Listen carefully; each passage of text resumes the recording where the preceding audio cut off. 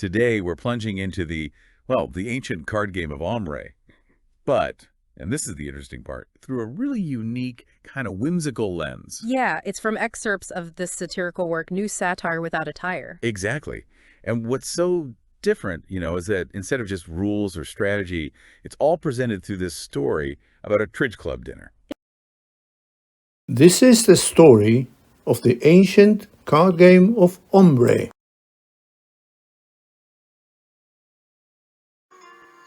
Our mission, then, for this deep dive is to sort of navigate this satire. Exactly. We need to identify these key card characters, understand their positions, their hierarchies, And try to grasp the essence of this ancient card game of Hombre just based on how this particular source portrays it. Precisely. Okay, so the scene is set. The Tridge Club has its regular weekly game. Gentlemen, perhaps we should have a full centenary dinner and represent the characters of the deck. But there's this big Ivy centenary dinner coming up, honoring the number 9. And everyone's invited for dinner and some fun. And it mentions a costume fitting room for the couples of the Sacred 9. What do you make of that? Costumes. Well, it seems like the dinner and the costumes are a framework, right? For understanding the game's dynamics. So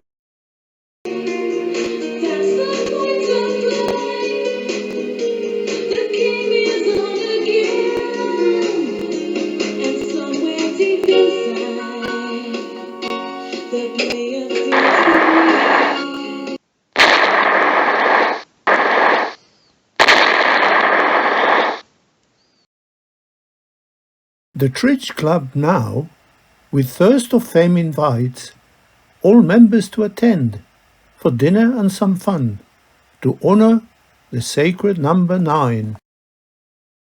And then there's that line about how as soon as the meal is planned, the name of each important card is perched upon the joyful band. okay, that sounds symbolic, like assigning roles for the evening, almost ceremonial, mirroring the game itself. Yeah, very much so. And it gets even more intriguing. Please do come in. I will measure every one of you and fit you with your character costume. This is the costume fitting room for the couples of the Sacred 9.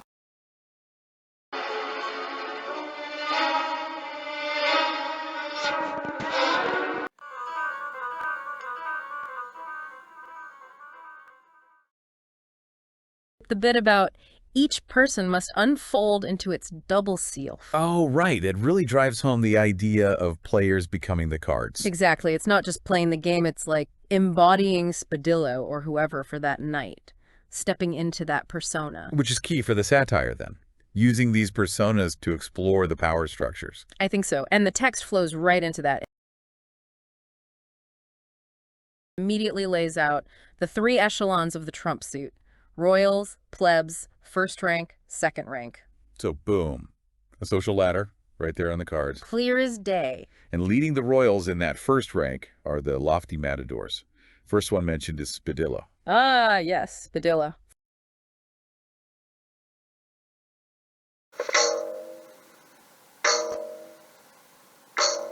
Dinner is going to be served.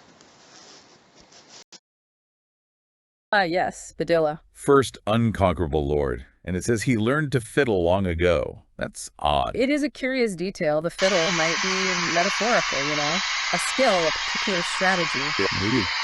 And he apparently gained nutrition for his troops by capturing the Knave of Spades. Sounds like a powerful opening move. Capturing resources early. Well, in traditional Hombre, Spadillo is the ace of spades, always the highest trump. So that inherent power is there in the real game, too. Ah, okay. The satire builds on that, capturing the knave as nutrition. Yeah, it strongly suggests gaining an early advantage, points, something crucial for his side.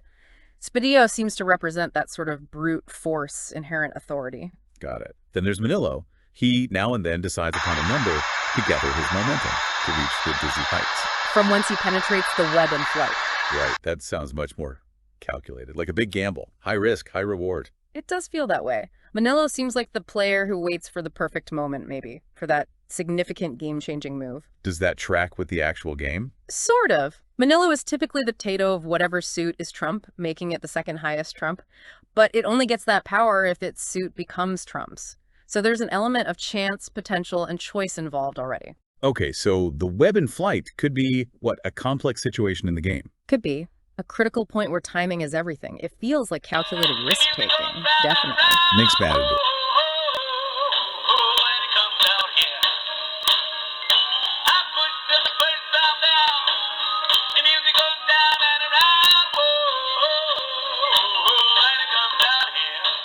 Mixed matador.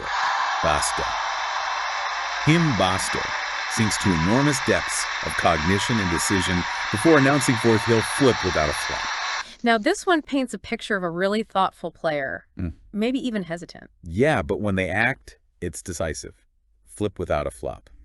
Confident. It really emphasizes the mental game. Now, Basto and Hombre is the ace of clubs, another powerful card. Right. But the satire focuses on the enormous depths of cognition, suggests deep strategy, maybe overthinking before committing. And then absolute certainty once the decision's made. Exactly. It contrasts with Manilo's risk. This is more about considered definite action. Okay, and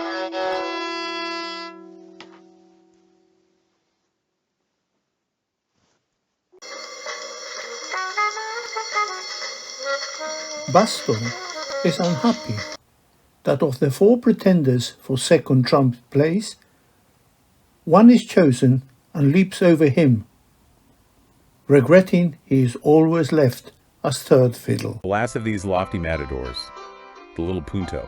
Ah, Punto. Initially unnoticeable, but steadily established his place. That's the classic underdog. Totally. The quiet one who rises up.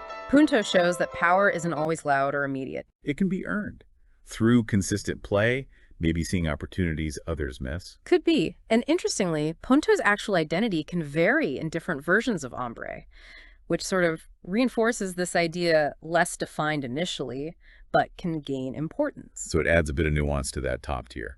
Even among the elite, status can be earned. Precisely.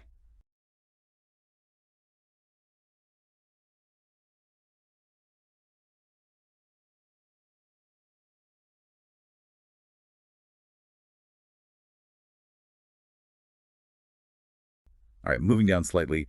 Upper aristocratic orders, still royals, but second rank.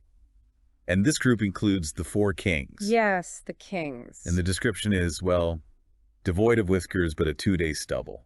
And they're emissaries of distant urban shores. Huh.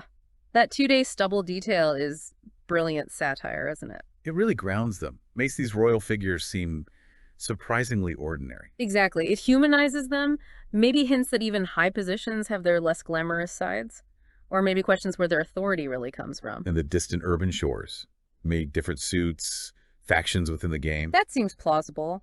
Each king representing a different territory or influence. It's a sharp little jab at the sometimes unimpressive reality behind powerful titles.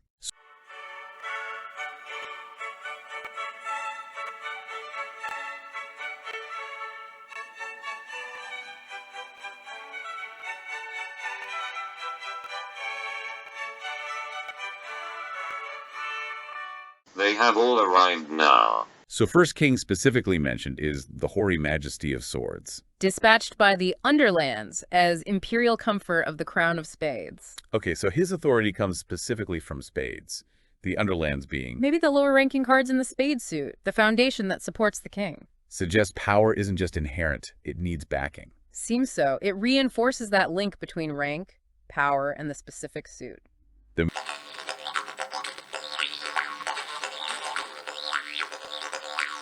Then we get the embroidered king of Sauves. He only shows half his face, and apparently trembles at the approaching thought of yet another jousting summer bout. This one introduces a bit of weakness, doesn't he? Apprehension. Yeah, seems quite vulnerable for a king. Fearful of challenges, maybe? That jousting summer bout sounds like a tough opponent or phase in the game he dreads. It's a good reminder that even supposedly secure positions can feel precarious. Adds another layer to the satire. Next is the Regal Club, with giant limbs unwieldy spread, who trails the globe behind his robe. Sounds powerful, but maybe a bit clumsy. Yeah. Burdened. That's the feeling I get. Unwieldy spread. Like he has broad influence, the globe, but isn't very agile. A contrast to the matadors we saw earlier, Maybe great power comes with its own baggage, its own limitations. Makes sense. And the last king, the king of gobs. He, with an eager pace, schemes and plans it all for those who seek guidance. Oh, the planner. Right, especially for those often some distempered state.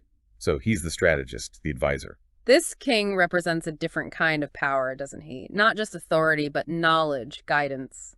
And the distempered state. Players in trouble in the game, needing help with strategy. That seems like a good reading. It highlights the importance of mentorship and smart planning within the game.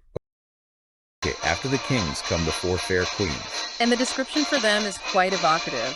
Whose hands sustain the game in flower, concealing well their softer power. Softer power. That hints at influence rather than direct command, right? Subtle, but crucial. Exactly. Maybe less overt than the kings or matadors, but essential for keeping the game going, maybe manipulating things behind the scenes. Let's meet them. First, the skillful queen of gobs.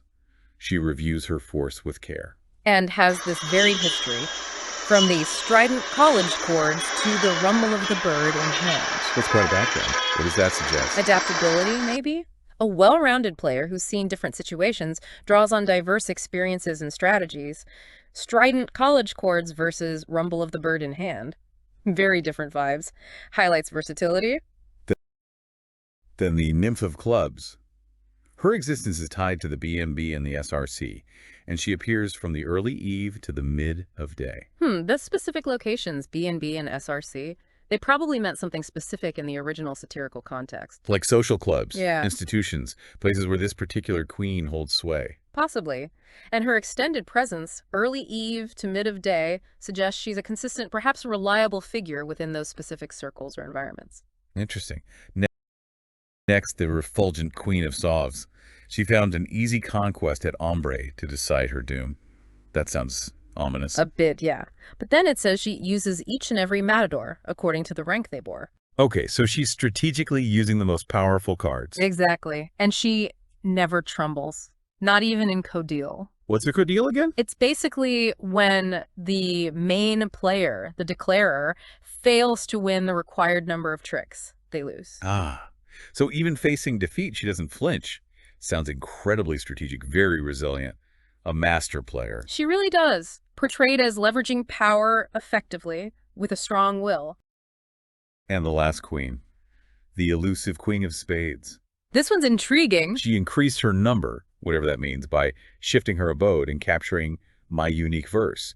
And she's played a big role multiple times with a question about a third time. Very mysterious. The shifting her abode, capturing the author's unique verse, it suggests someone unpredictable, maybe operating outside the usual rules or expectations. A wild card. Definitely feels like a wild card. Her repeated impact adds to that mystique. You don't quite know what she'll do next within this Tridge Club dynamic. All right, after the queens, the youthful knaves. Ah, the knaves. It's seen in wild disorder initially, but they ultimately capture their master's direction. So potential chaos, but eventually focused. Seems like it. And the author even asks about their gender. Be they boys, be they maidens. That adds to their ambiguity, a more volatile element in the hierarchy. The knaves in wild disorder seem.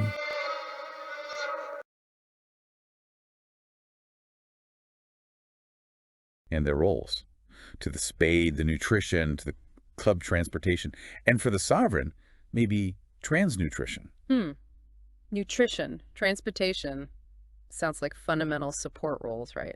Yeah, but maybe carried out in a less predictable way than the higher ranks, like raw energy, raw potential, needing guidance. That fits the wild disorder turning into following direction. They're the potential waiting to be channeled. Okay, now we finally get down to the plebs and their shadows. The lower ranks. And the cute thing is they only come into play if the higher ranks are first not discarded. Right, which really underscores their secondary place. Their participation depends on what the royals and aristocrats do. It reinforces that hierarchy. But even among the plebs, there are some interesting characters, like the Ace of Gobs, who once took all the numbers. See.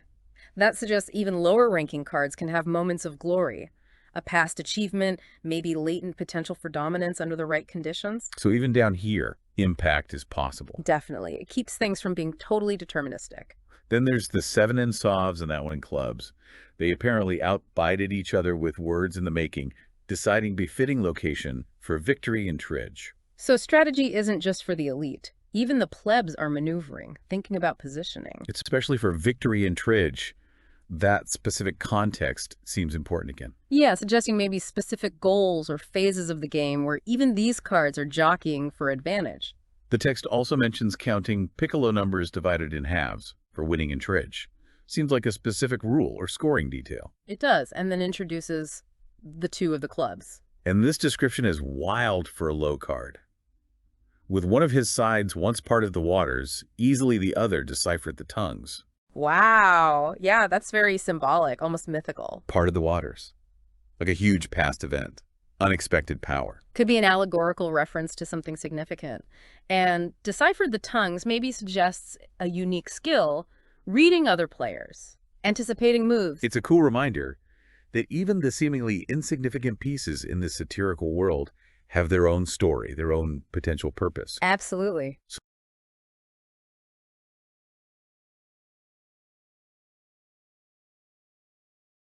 We've journeyed through this satirical view of Hombre from new satire without attire. We explored those echelons, the powerful matadors, the more complex aristocrats, kings and queens, Each with their own quirks and styles of power. the chaotic but directed knaves, and even the plebs who have their own moments and strategies. And seeing each card personified like this at the Tridge Club dinner really gives a unique insight into the game's, well, its internal society and the commentary the author was making.